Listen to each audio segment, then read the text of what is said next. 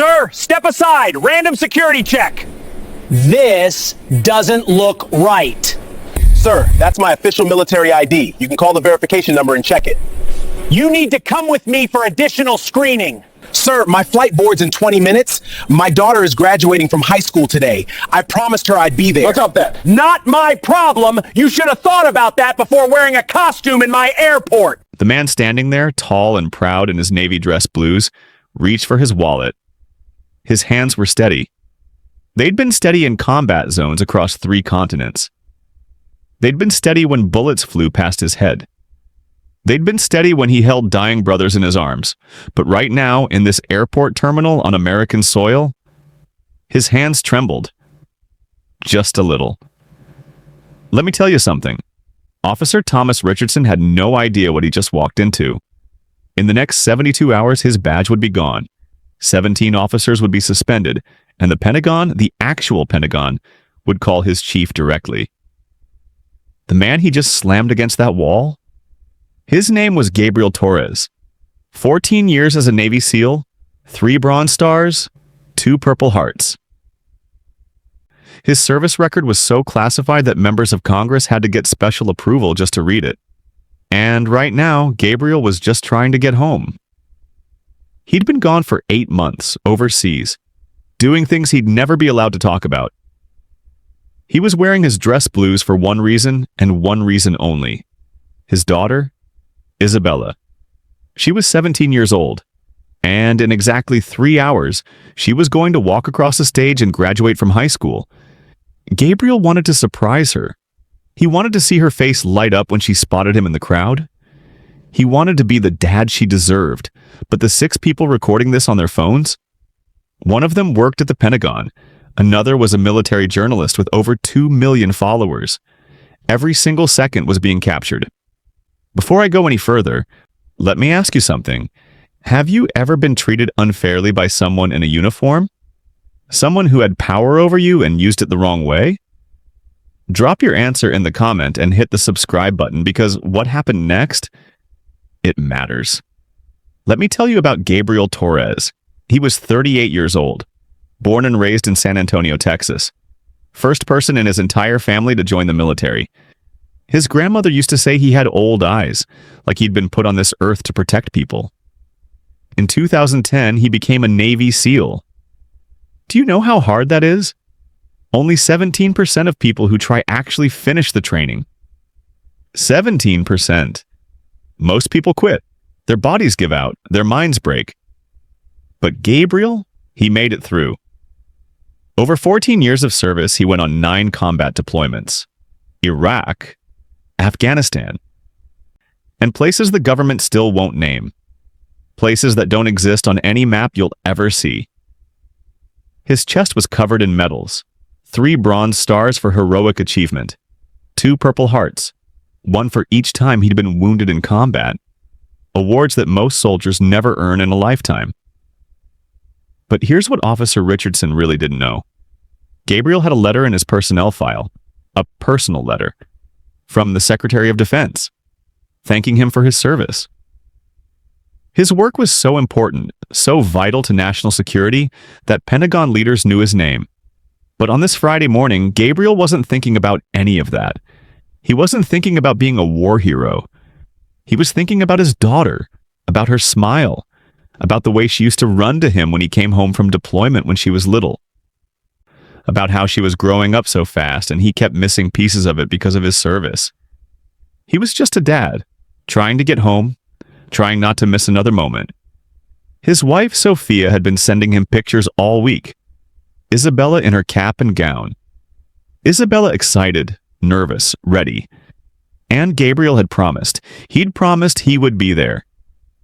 That promise was about to be tested in ways he never imagined.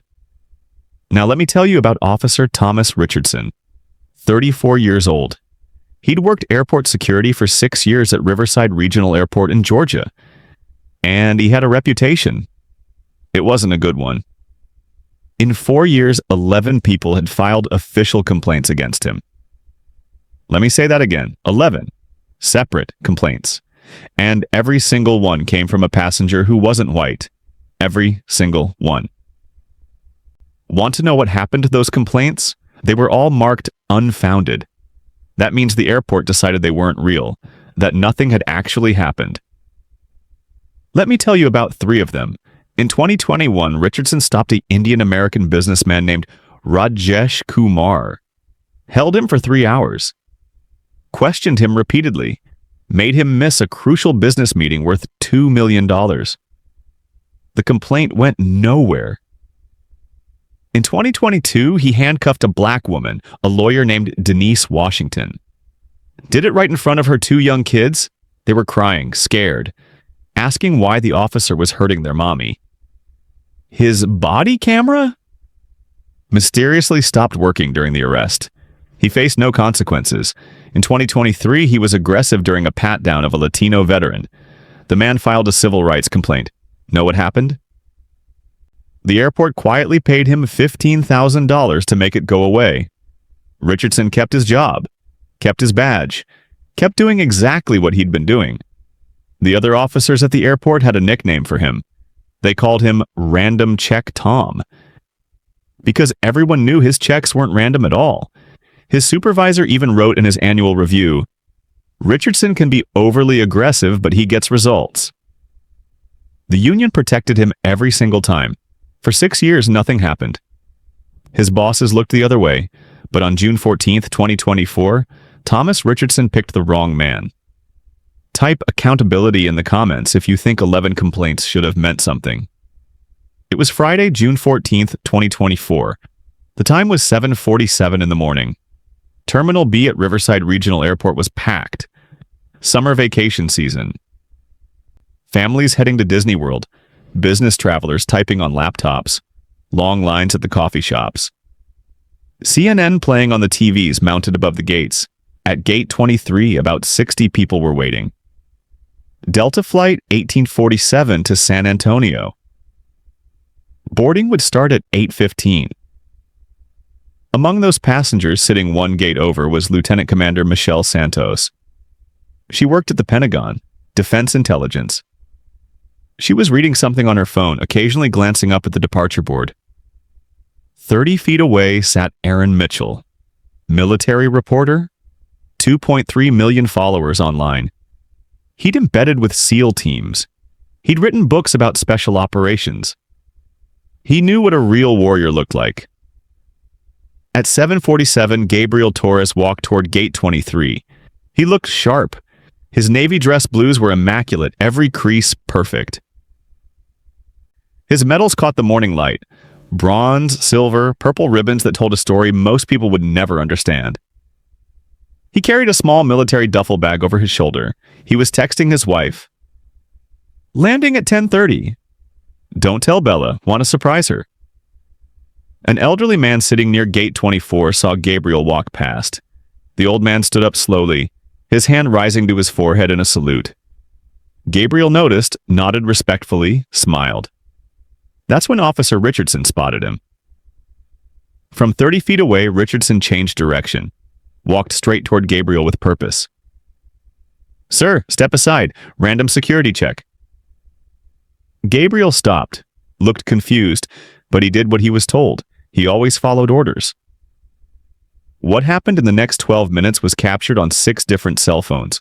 4 security cameras recorded it. And Richardson forgot to turn off his body camera. Those next 12 minutes would destroy 17 careers. If stories like this matter to you, hit that subscribe button right now. Richardson looked at Gabriel's military ID, turned it over in his hands, studied it like it was a forgery. This doesn't look right. Gabriel kept his voice steady. "Sir, that's my official military ID.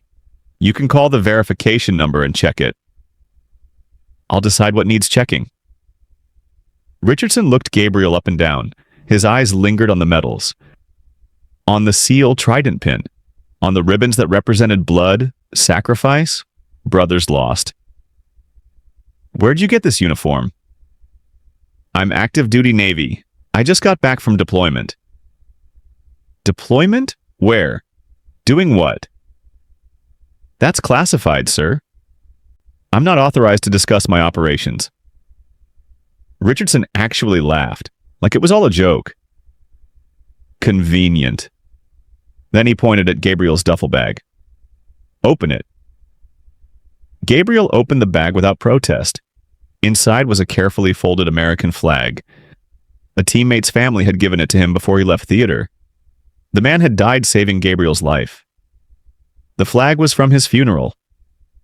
Richardson grabbed it, held it up. Bought this at a surplus store too?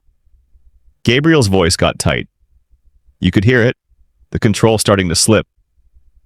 Please be careful with that. Richardson tossed the flag back in the bag, carelessly, like it was nothing. You need to come with me for additional screening. Sir, my flight boards in 20 minutes. My daughter is graduating from high school today. I promised her I'd be there. Not my problem. You should have thought about that before wearing a costume in my airport. The words hung in the air. Costume. Gabriel had been shot at. He'd been blown up. He'd watched friends die. But this word, this single word, it cut deeper than any bullet. It's not a costume, please. Call my commanding officer, call the base, call anyone. Richardson reached for his handcuffs. Hands behind your back. Sir, I've done nothing wrong. I showed you my ID. I'm in proper uniform. I've complied with every... You're resisting. Gabriel's voice stayed calm, controlled, the way he'd been trained. I'm not resisting. I'm doing exactly what you asked. He slowly, carefully put his hands behind his back. That's when Richardson shoved him, hard, against the concrete wall. Gabriel's face hit first. His metals scraped against the rough surface. His ribbons bent. The carefully pressed uniform wrinkled. The American flag fell from his bag onto the dirty airport floor. Richardson kicked his feet apart, roughly. The elderly man at gate 24, the one who had saluted, stood up. His voice carried across the terminal. That man's a Navy SEAL. Look at his trident pin. What are you doing? A mother pulled her 2 children close. Her voice shook. Oh my God, are you all seeing this? A businessman in a gray suit pulled out his phone. Started recording. Then another phone came out. Then another. 5, 6, 7 people recording. But here's what Richardson didn't know. One of those phones belonged to Lieutenant Commander Michelle Santos. She had the Secretary of Defense on speed dial. Another phone belonged to Aaron Mitchell, the military reporter. He was going live to 2.3 million followers. The elderly veteran was a retired Marine colonel. He knew exactly what those medals meant. 10 minutes had passed. Everything was about to change. Let me know in the comments. Would you have said something if you saw this happening? Lieutenant Commander Santos stood up from her seat. Her face was calm, professional, but her eyes were fire. She walked toward the scene, pulled out her Pentagon ID badge. The real one. The one that opens doors most people don't even know exist. Officer, I'm Lieutenant Commander Santos. I work for the Office of the Secretary of Defense. Release that man immediately. Richardson barely glanced at her. Ma'am, this is airport security business. Please step back. Santos stepped closer. Her voice dropped. Got quieter. More dangerous. That man is Senior Chief Petty Officer Gabriel Torres, SEAL Team 6. I've read his classified service record, have you? Richardson turned around. His face went pale for just a second. You could see it. The first flicker of doubt. Then he doubled down. I don't care who he is. Rules are rules. Everyone gets checked. Santos pulled out her phone. Then I'm calling the Pentagon. Right now. While she dialed, other voices started joining in. The elderly Marine colonel walked closer. His voice was strong, clear. A voice used to being obeyed. I served 32 years. I know what a real sailor looks like. That man is the real deal. You're making a catastrophic mistake. Jennifer Hayes, the Delta Gate agent, spoke up. She'd worked there for 12 years. Officer Richardson, I've seen Chief Torres fly through this airport before. Multiple times. He's legitimate. Several of us know him. Aaron Mitchell, yes, the reporter, held up his phone, the red recording light visible. Sir, I cover military operations. I've spent time embedded with SEAL teams. That uniform is authentic. Those ribbons are real. That trident pin is earned through blood. And I'm recording everything you're doing right now. A young Marine in civilian clothes heading home on leave called out from across the terminal. Brother, we see you. This is wrong. We got your back. By now, 6 phones were recording from different angles. 4 airport cameras had captured everything. Richardson's body camera was still running, still recording his own downfall. Santos was on the phone with a Pentagon officer. Her voice was urgent. Yes, sir. SEAL Team 6. Senior Chief Torres. They have him in handcuffs right now at Riverside Regional. Gate 23. 8 minutes had passed since Richardson first stopped Gabriel. An airport supervisor appeared. Running, out of breath. Then the TSA director got a call, on her personal cell. Local police were notified, dispatched. Richardson's hands started to shake. Just a little. He looked around. Every single phone was pointed at him. Every single eye was judging him. He tried to change his tone, make his voice softer. Sir, if there's been some kind of misunderstanding... Gabriel was still pressed against the wall, his hands still cuffed. His voice came out steady. Strong. Take the cuffs off. But the story doesn't end here. In the next hour, Richardson would learn something important. The Pentagon doesn't forget. The Navy doesn't forgive. And the internet never lets go. But here's the bright spot in all this darkness. The people around Gabriel didn't stay quiet. They didn't look away. They didn't pretend it wasn't their problem. They spoke up. They recorded. They demanded better. That support meant everything. Type respect in the comments if you think those witnesses did the right thing. At 8:02, Airport Security Supervisor David Martinez arrived, breathing hard. At 8:07, TSA Director Patricia Rhodes showed up. Her face was granite. At 8:15, 2 city police officers arrived at the gate, confused about what they'd walked into. At 8:23, a phone call came in. Admiral James Morrison, Navy Personnel Command, calling from the Pentagon.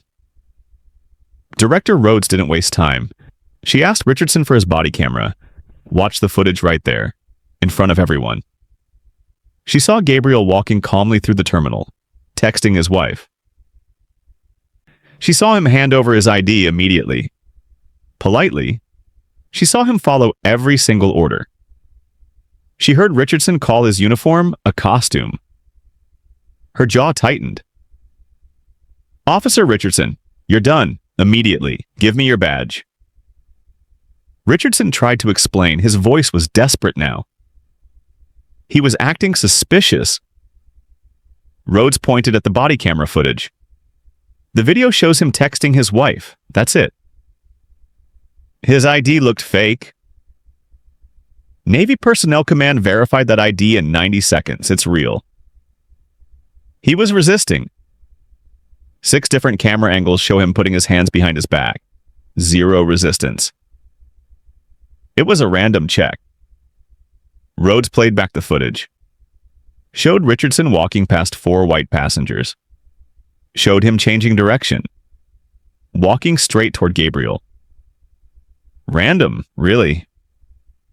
She took his badge. Took his security credentials. Took everything. You're suspended. Effective immediately. Go home. Don't talk to anyone. Don't post on social media. Don't even think about defending yourself. Then Rhodes walked over to Gabriel. The cuffs finally came off. Chief Torres, I am deeply, profoundly sorry. This should never have happened. This will never happen again. Delta Airlines moved fast. Corporate called. They put Gabriel on a private charter. He would still make it to San Antonio in time. Admiral Morrison's office sent a message through Santos. Tell Chief Torres the secretary sends his personal thanks. Get him home to his daughter. The elderly Marine colonel shook Gabriel's hand. His grip was firm. "Thank you for your service, son." Gabriel's voice was quiet. "Thank you for speaking up, sir." The colonel smiled. "Now go. Your daughter's waiting."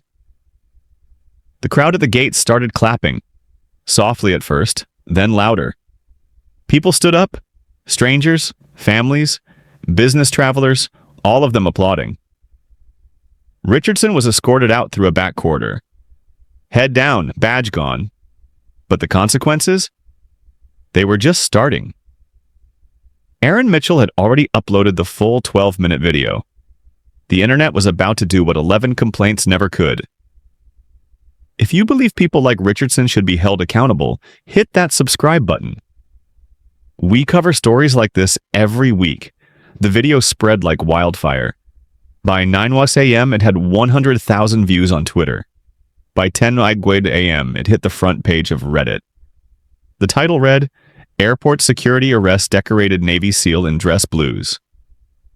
By noon, 2 million people had watched it. The hashtag #Justice for Gabriel was trending nationwide. By 3 p.m., CNN was running it as breaking news. Fox News covered it. MSNBC did a whole segment. Military Times made it their lead story. By 6 p.m., the Pentagon released an official statement. They used words like deeply troubled and thorough investigation. By midnight, 28 million people had seen the video. News outlets in 14 countries picked it up. Twitter alone, 12 million views, 400,000 shares. TikTok users made response videos. Those got 8 million combined views. Aaron Mitchell's full YouTube video hit 6 million views in 24 hours. The comments were 94% supportive of Gabriel. Veterans flooded the comment sections with their own stories. Military families shared times they'd been profiled, harassed, disrespected. One comment got 45,000 likes. "This man served our country with honor, and this is how we treat him? This is disgraceful." Another got 78,000 likes. "Officer Richardson picked the wrong SEAL. The whole Pentagon is involved now. He's done." Famous veterans shared the video. Athletes who'd served. Actors with military backgrounds. Everyone was talking about it. Local news in Georgia and Texas covered it extensively. The airport released a statement. "We are conducting a comprehensive review." TSA said, "This incident does not reflect our values or training standards." Richardson deleted all his social media. His wife posted that he was a good man who made a mistake. People did not agree. 3 days later, the investigation was complete. And Thomas Richardson wasn't the only one losing his job. This story was shared 28 million times. Share this video if you think others need to see it too. The investigation moved fast. The Pentagon pushed hard for answers. Here's what they found. Officer Richardson had 11 complaints against him over 4 years, all involving passengers of color, all dismissed as unfounded. That wasn't an accident. That was a pattern. The punishment came swift and severe. Thomas Richardson was terminated immediately, banned from any federal security position, ever. He lost his pension after 6 years of service. All of it, gone. But he wasn't alone. Supervisor David Martinez got suspended for 90 days, without pay. He'd known about the complaints. He'd done nothing. 16 other officers were suspended. Every single one had similar complaints in their files. Patterns of behavior that had been ignored. The TSA regional director was reassigned, demoted. The airport security chief resigned, under pressure. In total, 17 officers faced disciplinary action. 3 were fired outright. 2 more quit before they could be terminated. Now let me tell you about the money. The ACLU filed a federal lawsuit on Gabriel's behalf. The airport settled, fast. $1.2 million paid to Gabriel Torres. But that wasn't all. Remember those 11 old complaints? They were reopened. Every single one. 23 other people who Richardson had stopped came forward. The airport paid them $3.4 million. combined. The airport also paid $2.1 million in federal fines. Richardson himself was personally sued for $500,000. That case is still ongoing. Here's what happened to Richardson in criminal court.